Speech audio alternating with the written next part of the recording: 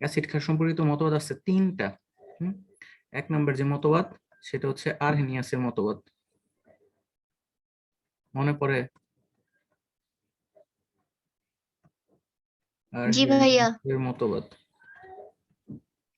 এই টপিকটা তোমার হচ্ছে সেকেন্ড পেপার তারপর প্রথম যে চ্যাপ্টারেও আছে। লুইস খার এসিড হ্যাঁ, মতবাদ এরকম একটা কিছু ছিল। Right right. আরহেনিয়াসের মতবাদ, আরহেনিয়াসের মতবাদ অনুযায়ী তোমার হচ্ছে এ, এ মানে কি?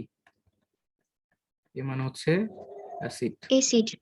জি, আরহেনিয়াসের মতবাদ অনুযায়ী অ্যাসিড হচ্ছে যারা জলীয় দ্রবণে H+ দান করে বা H+ দেয় তারা হচ্ছে অ্যাসিড। ওকে। আর জি যারা ভাইয়া। জলীয় দ্রবণে OH- আয়ন দেয় তারা হচ্ছে কি? ক্ষার, খার। বেস, তারা হচ্ছে ক্ষার। আচ্ছা, তাহলে এক্সাম্পল কি? এক্সাম্পল হচ্ছে যেমন মনে করো HCl বা H2SO4 এর কথা বলি। H2SO4 এটাকে যদি পানির মধ্যে মেশানো হয় কি তৈরি করবে?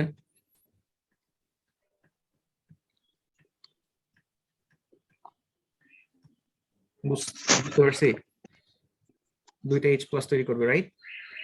সালফারিক অ্যাসিড হ্যাঁ, পানিতে মিশানো হলে দুইটা H+ তৈরি করবে। তাহলে জলীয় দ্রবণে কি H+ দিছে, তার মানে সালফারিক অ্যাসিড কি? একটা অ্যাসিড। এটা এসিড। আবার মনে করো সোডিয়াম হাইড্রোক্সাইড, এটাকে পানিতে দ্রবীভূত করা হলে তাহলে কি তৈরি করবে? OH minus ion. Sodium plus OH- আয়ন। সো এই যে জলীয় দ্রবণ OH- দিছে, দ্যাটস ওয়াই এটা হচ্ছে কি? বেস বা ক্ষার। খার। তো আরহেনিয়াসের মতবাদের একটা সীমাবদ্ধতা হচ্ছে, এবং যেটা পরীক্ষায় আসবে তোমাকে বলবে আরহেনিয়াসের মতবাদের সীমাবদ্ধতা বা লিমিটেশন কি। লিমিটেশন হচ্ছে আরহেনিয়াসের মতবাদ অনুযায়ী যে কোনটা অ্যাসিড কোনটি ক্ষার সেটা জলীয় দ্রবণ ছাড়া তুমি বলতে পারবে না। জলীয় দ্রবণ ছাড়া অ্যাসিড ক্ষার এ বি শনাক্ত করা সম্ভব না। বুঝাইতে পারলাম? জি ভাইয়া। পরীক্ষায় প্রশ্ন আসবে যে আরহেনিয়াসের মতবাদের সীমাবদ্ধতা কি। জলীয় দ্রবণ ছাড়া এসিড খার শনাক্ত করা যাবে না। জি, আশা করি পারা যাবে। হ্যাঁ, ইনশাআল্লাহ।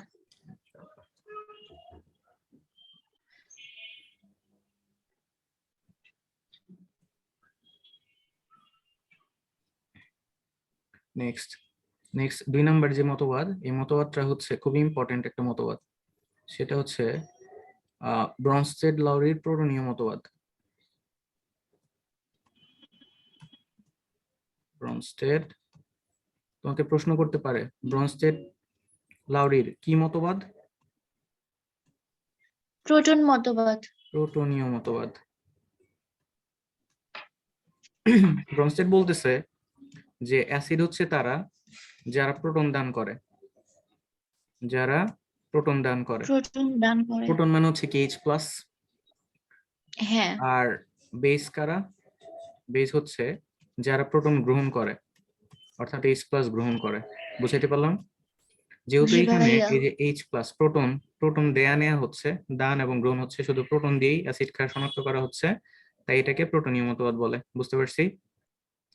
জি ভাইয়া, এখানে কি আহ ক্ষারটা কি অক্সিজেন মানে হাইড্রোজেন গ্রহণ করবে? জি, অ্যাসিডটা হচ্ছে H+ দান করবে, ক্ষারটা হচ্ছে H+ গ্রহণ করবে।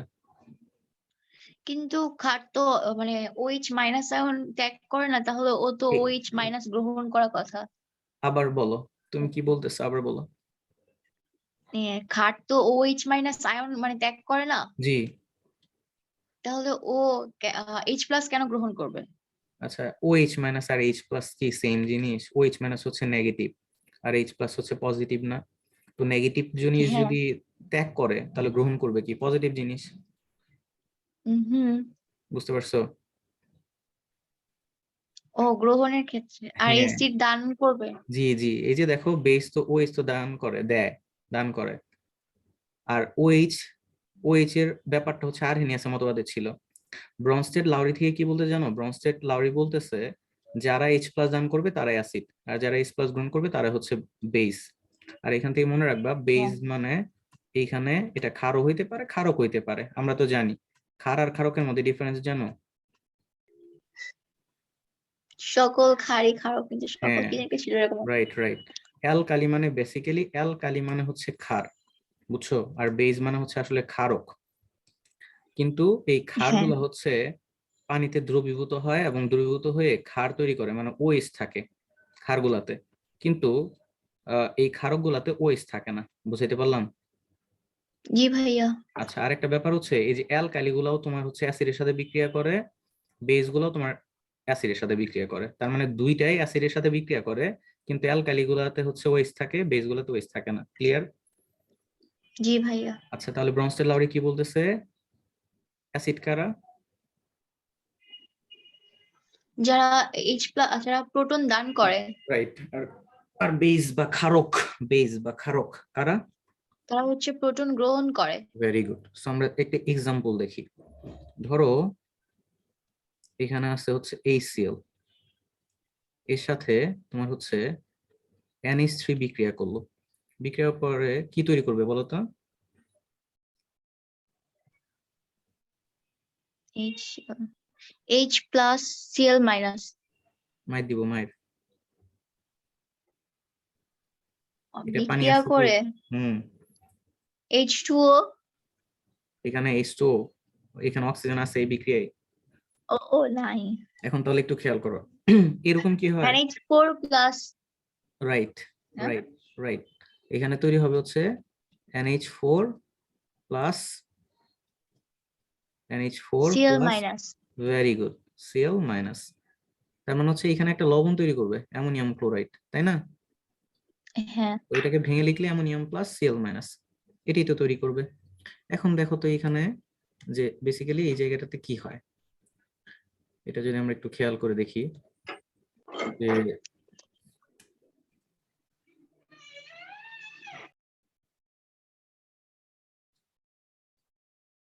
এখানে যদি খেয়াল করো এই HCl থেকে, HCl থেকে এই যে Cl মাইনাস হয়েছে না,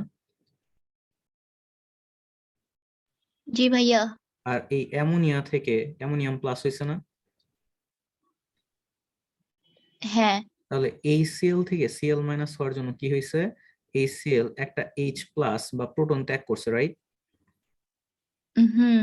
ওই H প্লাস প্রোটনটা অ্যামোনিয়া কি করছে? গ্রহণ করছে, গ্রহণ করে অ্যামোনিয়াম প্লাস হয়েছে, রাইট? হ্যাঁ। তাহলে আমরা কি জানি? আমরা জানি হচ্ছে যে যারা H প্লাস দান করে তারা কি? তারা হচ্ছে অ্যাসিড। তাহলে এখানে HCl হচ্ছে একটা অ্যাসিড, বুঝছো? কিন্তু HCl থেকে তো সিএল মাইনাসে পরিণত হয়েছে না ওখানে, মানে H প্লাস দেওয়া মানে এটা প্রোটন দান করা। আচ্ছা, এইখানে একটু খেয়াল করো, আমরা কি বলছি? অ্যাসিড কারা? যারা H প্লাস দান করবে। কি তৈরি হলো না কি কিসে পরিণত হচ্ছে এগুলো কিছু বলি না, আমরা বলছি কি যে H প্লাস দান করবে সেই অ্যাসিড, যে H প্লাস দান করবে সে হচ্ছে কি? অ্যাসিড। অ্যাসিড। যে H প্লাস দান করবে সেটাই হচ্ছে কি? অ্যাসিড। তাহলে এইখানে HCl থেকে Cl মাইনাস হয়েছে, তাহলে HCl কি H প্লাস বা প্রোটন ত্যাগ করছে না, দান করছে না? জি ভাইয়া। তাহলে HCl অ্যাসিড। আর হাইড্রোক্লোরিক অ্যাসিড তো অ্যাসিড, বুঝতে পারছো? জি ভাইয়া। আর যে H প্লাস গ্রহণ করবে, যে H প্লাস গ্রহণ করবে সে কি? বেস। তাহলে এইখানে অ্যামোনিয়াম থেকে অ্যামোনিয়াম প্লাস হয়েছে, অ্যামোনিয়া থেকে অ্যামোনিয়াম প্লাস আয়ন হয়েছে, অ্যামোনিয়াম আয়ন হয়েছে। তাহলে এখানে কি হয়েছে? H প্লাস গ্রহণ করছে না? হ্যাঁ। সো অ্যামোনিয়াম কি হবে বলো? এমনই হচ্ছে ক্ষার। ক্ষারক, ক্ষারক। বুঝছো? জি ভাইয়া। আচ্ছা, এইখান থেকে দুইটা ডেফিনেশন শিখতে হবে। একটা হচ্ছে অণুবন্ধী অ্যাসিড আর একটা অণুবন্ধী ক্ষার, খুবই ইম্পর্টেন্ট, পরীক্ষা আসবে। অণুবন্ধী অ্যাসিড, অনুবন্ধী ক্ষার। জি, অণুবন্ধী ক্ষার। আচ্ছা, এখন একটু খেয়াল করো, HCl কি অ্যাসিড না? জি ভাইয়া।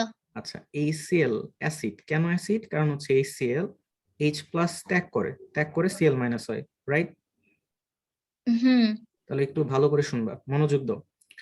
HCl H প্লাস ত্যাগ করার পরে Cl মাইনাসে পরিণত হয়েছে, এটা আমি বলতে পারি।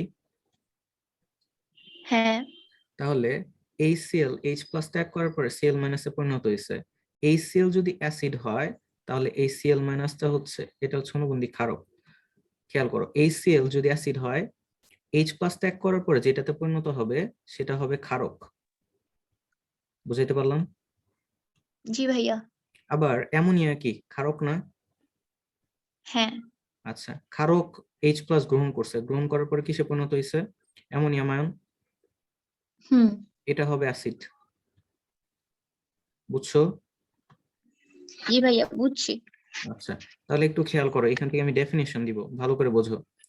অ্যাসিড H প্লাস ত্যাগ করার পরে যেই প্রজাতিতে পরিণত হয় তাকে ওই অ্যাসিডের অনুবন্ধী ক্ষারক বলে। বুঝছো? জি ভাইয়া। আচ্ছা, আবার দেখো, ক্ষারক ক্ষারক H প্লাস গ্রহণ করার পরে যে প্রজাতিতে পরিণত হয় তাকে ওই ক্ষারকের অনুবন্ধী অ্যাসিড বলে। বুঝছো? হ্যাঁ। আচ্ছা, এখন খেয়াল করো, খুব সিম্পল জিনিস। HCl যদি অ্যাসিড হয় তাহলে H প্লাস ত্যাগ করার পরে যেটাতে পরিণত হয়েছে সেটা হচ্ছে অনুবন্ধী ক্ষারক। আবার হুম। অ্যামোনিয়া যদি ক্ষারক হয় তাহলে H প্লাস গ্রহণ করার পরে যেটাতে পরিণত হয়েছে সেটা হচ্ছে অনুবন্ধী অ্যাসিড। বুঝতে পারলাম? হ্যাঁ। তাহলে তোমাকে জি প্রশ্ন ভাইয়া। করতে পারে যে নিচের কোনটি অনুবন্ধী অ্যাসিড? ঠিক আছে, এই চারটা আয়নের মধ্যে কোনটা হবে বলতো? HCl, এই চারটার চারটার মধ্যে মধ্যে। কোনটা অনুবন্ধী অ্যাসিড? রাইট, হ্যাঁ, NH4+। NH4+, very good. আর যদি বলে এই চারটার মধ্যে অনুবন্ধী ক্ষারক কোনটা? Cl-। ভেরি গুড, পারা যাবে হ্যাঁ ইনশাল্লাহ। ইনশাআল্লাহ। এইখান থেকে দেখো আরেকটা প্রশ্ন আসে, খুবই ইম্পর্টেন্ট, ভালো করে খেয়াল করবা। H2CO3, এটার নাম কি?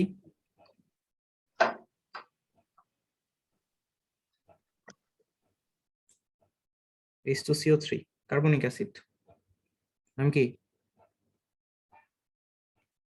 Carbonic acid. এটা একটা অ্যাসিড, এটা স্বীকার করো। জি ভাইয়া। কেন এটা অ্যাসিড বলো তো? কারণ এটা হচ্ছে H+ আয়ন দান করে, রাইট, প্রোটন দান করে। কার্বনিক অ্যাসিড এটা একটা অ্যাসিড, কারণ হচ্ছে কি? কারণ হচ্ছে এখানে হাইড্রোজেন আছে। খুব সিম্পল জিনিস, কার্বনিক অ্যাসিড একটা অ্যাসিড কারণ এখানে হাইড্রোজেন আছে, কারণ হচ্ছে H প্লাস দান করতে পারবে। তাহলে এই কার্বনিক অ্যাসিড তোমার হচ্ছে, মনে করো একটা H প্লাস দান করলো, হ্যাঁ, দান করার পরে কি তৈরি করবে বলো তো? ধরো একটা H প্লাস দান করলো, তাহলে দান করার পরে থাকবে কি? HCO3 মাইনাস, থাকবে না? জি ভাইয়া। আচ্ছা, তাহলে আমি কি বলতে পারি H2CO3 একটা অ্যাসিড? হুম। কেন বলতে পারি? কারণ সে H প্লাস দান করছে। কারণ সে দান করছে। Very good. তাহলে HCO3 এটাকে কি বলবো বলো তো? এটা হচ্ছে অনুবন্ধী ক্ষারক। চমৎকার, ভেরি গুড। সো এটা হচ্ছে অনুবন্ধী ক্ষারক। আচ্ছা, আবার যদি এরকম হয় যে HCO3 থেকে তোমার হচ্ছে এই CO3 2 মাইনাস ছিল, ওকে, এই CO3 থেকে CO3 2 মাইনাস ছিল, এটা কখন হইতে পারে বলো তো? যখন এই CO3 কি করবে, এখান থেকে একটা H প্লাস চলে যাবে, রাইট? হুম। রাইট, তার মানে এই CO3 আর একটা যদি H প্লাস ত্যাগ করে CO3 2 মাইনাস হবে, রাইট? জি ভাইয়া। এখন এখান থেকে বলো তো, এই CO3 যদি H প্লাস ত্যাগ করে তাহলে এটা কি অ্যাসিড হবে না ক্ষারক হবে? অ্যাসিড হবে।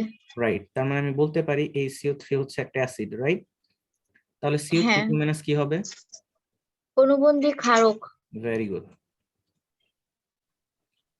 এখন দেখো তো এইখানে কি কোনো মিল দেখা যাচ্ছে, বা হচ্ছে কোনো কিছু খেয়াল খেয়াল করছো, লক্ষ্য করছো যে উপরের বিক্রিয়া আমি বলতেছি HCO3 হচ্ছে একটা ক্ষারক, নিচের বিক্রিয়া বলতেছি HCO3 হচ্ছে একটা অ্যাসিড, রাইট? অ্যাসিড। তাহলে হুম। এখানে HCO3 মাইনাস এই ধরনের আয়ন যেগুলো আছে এদেরকে বলা হয় উভধর্মী পদার্থ। কি বলে? উভধর্মী পদার্থ। উভধর্মী পদার্থ বা অ্যামফোটেরিক পদার্থ। কারণ হচ্ছে এরা একই সাথে অ্যাসিড হিসেবেও কাজ করতে পারে, আবার হচ্ছে ক্ষারক হিসেবেও কাজ করতে পারে। বুঝাইতে পারলাম? জি ভাইয়া। আচ্ছা, এইখান থেকে এরকম আরো এক্সাম্পল আছে, যেমন SO4-, হ্যাঁ, এরকম আছে। আর এইখান থেকে আরেকটা ইম্পর্টেন্ট ইনফরমেশন মাথায় রাখবা, সেটা হচ্ছে, ভালো করে শোনো, এই যে অ্যাসিড, এই অ্যাসিড গুলা যদি হয় তীব্র, অ্যাসিড গুলা যদি হয় তীব্র, তীব্র। তাহলে তাদের যে অনুবন্ধী ক্ষারক আছে সেগুলো হবে মৃদু। অনুবন্ধী ক্ষারক হবে কি? মৃদু। মৃদু হবে। আর অ্যাসিড যদি মৃদু হয়, অনুবন্ধী ক্ষারক হবে তীব্র। বুঝছো? জি ভাইয়া। সিমিলারলি ক্ষার ক্ষার ক্ষার যদি হয় মৃদু, তার অনুবন্ধী অ্যাসিড হবে তীব্র। ক্ষার যদি হয় তীব্র। তীব্র, অনুবন্ধী অ্যাসিড হবে মৃদু। অ্যাসিড হবে মৃদু। মৃদু। তাহলে এই যে কার্বনিক অ্যাসিড, আমি যদি বলি এই কার্বনিক অ্যাসিডটা হচ্ছে একটা মৃদু অ্যাসিড বা দুর্বল অ্যাসিড, মৃদু অ্যাসিড বা দুর্বল অ্যাসিড, তাহলে HCO3 এটা কি হবে? তীব্র। তীব্র অনুবন্ধী ক্ষারক। তীব্র হবে। বুঝতে পারলাম? জি ভাইয়া। পারবো? হ্যাঁ ইনশাআল্লাহ। আচ্ছা, নেক্সট 3 নাম্বার হচ্ছে, এটা সবচেয়ে ইম্পর্টেন্ট, সেটা হচ্ছে লুইসের ইলেকট্রনীয় মতবাদ। লুইসের ইলেকট্রনীয় মতবাদ। প্রশ্ন আসতে পারে, লুইসের কি ধরনের মতবাদ? ইলেকট্রনীয় মতবাদ। তো ব্রনস্টেড লাউরি সেটা হচ্ছে প্রোটন দিয়ে কোনটা অ্যাসিড কোনটা ক্ষার সেটা বুঝাইছে, আর লুইস বলতেছে ইলেকট্রন দিয়ে যে কোনটা অ্যাসিড কোনটা ক্ষার হবে, ক্ষারক হবে, সেটা ইলেকট্রন দেয়ানের উপর ডিপেন্ড করতেছে। বলতো ব্রনস্টেড লাউরির প্রোটনীয় মতবাদ অনুযায়ী অ্যাসিড কারা?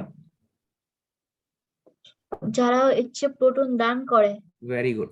আর লুইসের ইলেকট্রনীয় মতবাদ অনুযায়ী হচ্ছে যারা ইলেকট্রন গ্রহণ করে। বুঝতে পারছো মিলটা কোথায়, ডিফারেন্সটা কোথায়? হুম। ব্রনস্টেড বলতেছে অ্যাসিড তারা একজন প্রোটন যারা দান করে, একজন প্রোটন দান গ্রহণ করে, করে। রাইট, যারা প্রোটন দান করে তারা হচ্ছে কি অ্যাসিড, আর যারা প্রোটন ইলেকট্রন গ্রহণ করে তারা হচ্ছে কি ক্ষারক। অ্যাসিড। যারা প্রোটন গ্রহণ করে, ও তারা হচ্ছে ক্ষারক। হ্যাঁ, আর লুইস বলতেছে যারা ইলেকট্রন দান করে তারা হচ্ছে ক্ষারক, আর যারা ইলেকট্রন গ্রহণ করে তারা হচ্ছে অ্যাসিড। তারা হচ্ছে বুঝছি? অ্যাসিড। জি ভাইয়া। আচ্ছা, তাহলে এরকম একটু কমন সেন্স খাটাও তো, ইলেকট্রন গ্রহণ করবে কারা? ইলেকট্রন গ্রহণ করবে কারা? হুম, অ্যাসিডরা। অ্যাসিডরা, ডেফিনেটলি অ্যাসিডরাই করবে। তার মানে হচ্ছে আহ, যার ইলেকট্রনের ঘাটতি আছে, রাইট, হ্যাঁ। যার ইলেকট্রন গ্রহণ করবে কে? যার ইলেকট্রন ঘাটতি আছে। আচ্ছা, আর হচ্ছে ইলেকট্রন দান করবে কে? যার ইলেকট্রন মানে বেশি আছে। রাইট, ইলেকট্রন বেশি আছে যাদের। এখন একটু বলো তো, কোন একটা যৌগে যদি ইলেকট্রন ঘাটতি থাকে ওই ধরনের পদার্থগুলোকে যেন কি বলে? ঘাটতি থাকলে। হ্যাঁ, ওই যে অষ্টক পূরণ নাকি অষ্টক অপূরণ এরকম ও কিছু হ্যাঁ, বলে না? অষ্টক পূরণ হয়নি। হ্যাঁ, অষ্টক সংকোচন বলে, তাই না? আর যাদের হুম। ইলেকট্রন বেশি থাকে তাদের কি কি যেন বলে? অষ্টক প্রসারণ। হ্যাঁ, অষ্টক প্রসারণ বা সম্প্রসারণ। আচ্ছা, এখান থেকে আরেকটা জিনিস মনে রাখতে পারো, যাদের ইলেকট্রন বেশি আছে, যে ইলেকট্রন গুলা বেশি থাকে এদেরকে কি বলে? মুক্তজোড় ইলেকট্রন বলে না? যে ইলেকট্রন মানে গুলা তারা বন্ধনে বন্ধনে অংশগ্রহণ করে অংশগ্রহণ নাই। করার জন্য থাকে। জি, তারা কি বন্ধনে অংশগ্রহণ করার জন্য থাকে? বন্ধনে অংশগ্রহণ করার পরে মানে বন্ধন তৈরি করার পরেও কিছু এক্সট্রা ইলেকট্রন থাকে না, তাদেরকে বলা হয় হ্যাঁ। মুক্তজোড় ইলেকট্রন। যেমন এই যে পানির জি ক্ষেত্রে ভাই। আমরা দেখে আসলাম না, এই যে হুম। এইখানে, এই যে পানিতে 2 জোড়া মুক্তজোড় ইলেকট্রন আছে। জি ভাইয়া। আচ্ছা, এইগুলা মুক্তজোড় ইলেকট্রন বলে। আচ্ছা, এখন তাহলে দেখো আমরা একটু সাম আপ করি, সেটা হচ্ছে তাহলে অ্যাসিড কারা হবে? যারা ইলেকট্রন গ্রহণ করে, রাইট? হুম। তার মানে যাদের অস্তক সংকোচন আছে অর্থাৎ ইলেকট্রন ঘাটতি আছে তারা হচ্ছে অ্যাসিড, তারা হচ্ছে কি লুইস অ্যাসিড, বুঝছো? acid, হ্যাঁ। আর যারা ইলেকট্রন দান করে অর্থাৎ যাদের মুক্ত জোড় ইলেকট্রন আছে, যাদের অস্তক সম্প্রসারণ, তারা হচ্ছে লুইস ক্ষারক, বুঝছো? জি ভাইয়া। তাহলে আমি কিছু এক্সাম্পল লিখি, তুমি আমাকে বলবা। NH3, তারপর হচ্ছে BF3, তারপর হচ্ছে পানি, তারপর হচ্ছে Cl-, তারপরে Cu+2+। তো এদের মধ্যে বলো তো যে কোনটা তোমার হচ্ছে লুইস অ্যাসিড হবে? কোনটা লুইস অ্যাসিড হবে? জি।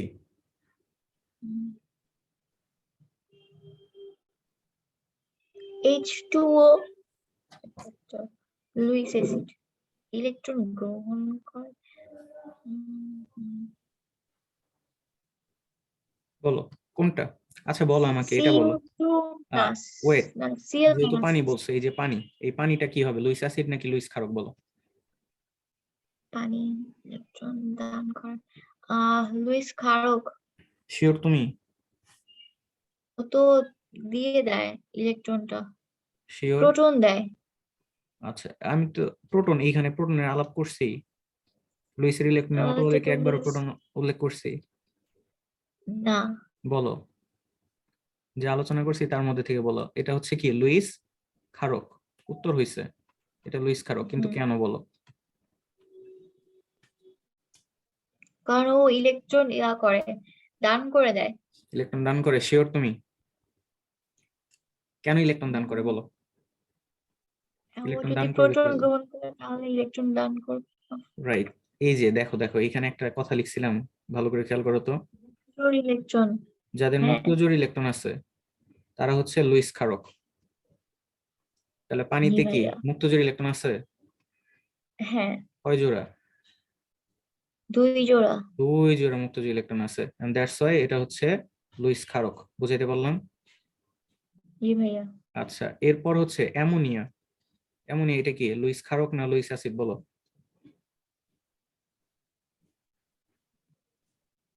অ্যামোনিয়া। হ্যাঁ, অ্যামোনিয়াতে 1 জোড়া মুক্ত জোড় ইলেকট্রন আছে। ওকে, এটা হচ্ছে লুইস ক্ষারক। এটাও লুইস ক্ষারক। রাইট, কারণ হচ্ছে এদের মুক্ত জোড় ইলেকট্রন আছে। ওকে, আর দুনিয়াতে মুক্তজোড় ইলেকট্রন কি মানে শেষ শেষ কক্ষপথে যেটা মানে অবশিষ্ট থাকে সেগুলো না? জি, বের করতে পারো যে মুক্ত জোড় ইলেকট্রন কার কয় জোড়া আছে? ইলেকট্রন দিয়ে বের করে, ওই যে আচ্ছা ইলেকট্রন সংখ্যা দিয়ে। আমি একটু বলবো, পারো? ওই যে একটা সূত্র দিয়ে না, 1s 2s এগুলা দিয়ে। আচ্ছা আমি একটু সহজে দেখি, সহজে বের করতে পারি কিনা। একটু খেয়াল করো তো। এই আচ্ছা। যে পানি, হ্যাঁ, পানিতে আমরা দেখবো অক্সিজেনের কত জোড়া মুক্ত জোড় ইলেকট্রন আছে। অক্সিজেনের পারমাণবিক সংখ্যা কত? 16। অক্সিজেনের পারমাণবিক সংখ্যা কত? 8। হ্যাঁ, ইলেকট্রন বিন্যাস করো সনাতন পদ্ধতিতে, 2 6, রাইট? হুম। অক্সিজেনের বহিঃস্তরে ইলেকট্রন আছে কয়টা? 6টি। 6টি। 1 2 3 4 5 6, বুঝছো? জি ভাইয়া। আচ্ছা পানিতে হাইড্রোজেন যুক্ত হয়েছে কয়টা? 2টা। পানিতে হাইড্রোজেন যুক্ত হয়েছে 2টা। তার মানে এইদিকে একটা হাইড্রোজেন ইলেকট্রন শেয়ার করছে, এইদিকে একটা ইলেকট্রন শেয়ার করছে, বুঝছো? জি ভাইয়া। তাহলে এই যে যে ইলেকট্রন গুলা হাইড্রোজেনের সাথে বন্ধন অংশগ্রহণ করলো, এই ইলেকট্রন গুলাকে কি বলা হচ্ছে? বন্ধন জোড় ইলেকট্রন। ভেরি গুড, বন্ধন জোড় ইলেকট্রন বা বন্ড পেয়ার ইলেকট্রন, বোঝা গেছে? জি ভাইয়া। আর এই যে 2 জোড়া ইলেকট্রন থেকে গেল, এরা কি বন্ধন অংশগ্রহণ করছে? না। এদেরকে বলা হয় লন পেয়ার ইলেকট্রন বা মুক্ত জোড় ইলেকট্রন, বোঝা গেল? জি ভাইয়া। তার মানে পানিতে কয় জোড়া মুক্ত জোড় ইলেকট্রন আছে? 2 জোড়া। 2 জোড়া, ভেরি গুড। সো অ্যামোনিয়ার ক্ষেত্রে যদি বের করি সিমিলারলি, নাইট্রোজেনের বহিঃস্তরে ইলেকট্রন আছে কয়টা বলো তো? হাইড্রোজেন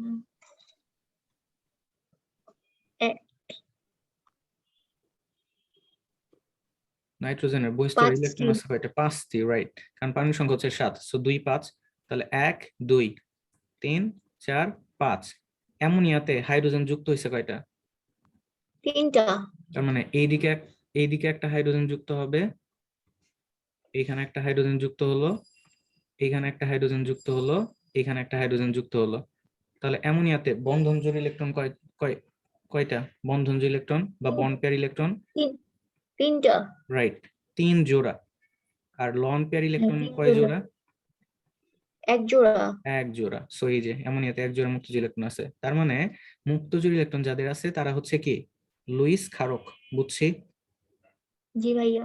আচ্ছা, এরপর খেয়াল করো, দুনিয়াতে যত ঋণাত্মক আয়ন আছে, ঋণাত্মক আয়ন যতগুলো আছে, ওকে, তারা হচ্ছে সব লুইস ক্ষারক, যেমন Cl মাইনাস, কারণ ঋণাত্মক আয়ন গুলাতে মুক্তজোড় ইলেকট্রন থাকে। মুখস্থ, বুঝছো? দুনিয়াতে যত ঋণাত্মক আয়ন আছে তারা হচ্ছে লুইস ক্ষারক। পারবো? জি ভাইয়া। আচ্ছা, তাহলে কি বললাম বলো তো? Luis acid. হ্যাঁ, তাহলে এদের মধ্যে, তাহলে আমি যদি বলি এইখানে 1 2 3 4 5, এদের মধ্যে Cu2+, এটা কি লুইস অ্যাসিড না লুইস ক্ষারক? হচ্ছে Luis acid. Right, Luis acid. পারবো? ইনশাআল্লাহ। আচ্ছা, সো এইখানে বলো তো, এই যে এইখানে একটা যৌগ লেখা আছে BF3, এই BF3 নাম কি এটার? BF3। হ্যাঁ, 3টা বয়ফ্রেন্ড, আর রাইট? হ্যাঁ, না, এটা হচ্ছে boron trifluoride. Boron boron boron trifluoride, okay, জি ভাইয়া। এটা হচ্ছে বোরন ট্রাইফ্লোরাইড। সো এই বোরন ট্রাইফ্লোরাইডে বলো তো, এটা তো অষ্টক অপূর্ণ নাকি অষ্টক সম্প্রসারণ? দেখি। এই BF3, হ্যাঁ করো, করে বলো আমাকে। মানে 3টা আছে। বোরনের বহিঃস্তরে আছে হচ্ছে 3টা ইলেকট্রন, সো 1 2 3। আর বলো, বোরনের বহিঃস্তরে ফ্লোরিন যুক্ত হয়েছে কয়টা? 3টা। 3টা, তার মানে ও, এখানে একটা এখানে ফ্লোরিন একটা বোরনেরটা ইলেকট্রন বের দিছে, করব। এখানে একটা ফ্লোরিন ইলেকট্রন দিছে, এইখানে একটা ফ্লোরিন ইলেকট্রন দিছে। অবশ্যই বোরনেরটা বের করতে হবে, কারণ হচ্ছে এখানে সেন্টারে কি আছে বলো? একটা বোরনের সাথে আয়রন। 3টা ফ্লোরিন যুক্ত হয়েছে না? ফ্লোরিন, হ্যাঁ। সো আলটিমেটলি সেন্টারে কে থাকবে? বোরনে থাকবে। সো এই যে বোরনের বহিঃস্তরে 3টা ইলেকট্রন ছিল, 3টা ফ্লোরিন 3টা ইলেকট্রন শেয়ার করছে, শেয়ার করে কি BF3 গঠন করছে না? জি ভাইয়া। আচ্ছা, এখন বলো তো এই BF3 এর বহিঃস্তরে কয়টা ইলেকট্রন হয়েছে টোটাল? বহিঃস্তরে কয়টা? একটাও নাই। ইলেকট্রন হয়েছে কয়টা টোটাল? ও, 6টা। 6টা। অষ্টক কি পূরণ হয়েছে? না। তাহলে এটা থেকে অষ্টক অপূর্ণ। হ্যাঁ। তো এই ধরনের অষ্টক অপূর্ণ যেগুলো থাকে, আমরা জানি কি অষ্টক সংকোচন বা অষ্টক অপূর্ণ যাদের থাকে তাদেরকে কি বলে? লুইস অ্যাসিড বলে না লুইস ক্ষারক বলে? লুইস অ্যাসিড বলে। তার মানে এই BF3 হচ্ছে লুইস অ্যাসিড। বুঝলা? জি ভাইয়া। থিওরি বোঝা গেছে? হ্যাঁ। এখন পরীক্ষায় তো আর এগুলো আসবে না, থিওরি আসবে না যে কোনটা লুইস অ্যাসিড কোনটা লুইস ক্ষারক, সংজ্ঞা লিখো। তাহলে আমরা এক্সাম্পল গুলা কিভাবে মনে রাখবো খেয়াল করো। যাদের মুক্তজোড় ইলেকট্রন আছে, যেমন NH3, তারপর হচ্ছে কি পানি, এরপর হচ্ছে যত ঋণাত্মক আয়ন আছে, এইগুলা হচ্ছে লুইস ক্ষারক। বুঝলাম? জি ভাইয়া। আচ্ছা, আর কি বললাম? যেগুলাতে আছে কি তোমার অষ্টক অপূর্ণ, এরকম অষ্টক অপূর্ণ কি আছে, যেমন BF3, বোরন ট্রাইফ্লোরাইড, AlCl3 মানে অ্যালুমিনিয়াম ক্লোরাইড, FeCl3, হ্যাঁ, ফেরাস ক্লোরাইড, হ্যাঁ, এই ধরনের। এছাড়া দুনিয়াতে যত পজিটিভ আয়ন আছে, যেমন Cu2+, এরা হচ্ছে কি লুইস অ্যাসিড। পারবা? হুম। এইগুলা কিন্তু প্রচুর পরিমাণে আসে, যে নিচের কোনটি লুইস অ্যাসিড নিচের কোনটি লুইস ক্ষারক। পারা যাবে এখান থেকে আসলে ইনশাআল্লাহ। ইনশাআল্লাহ।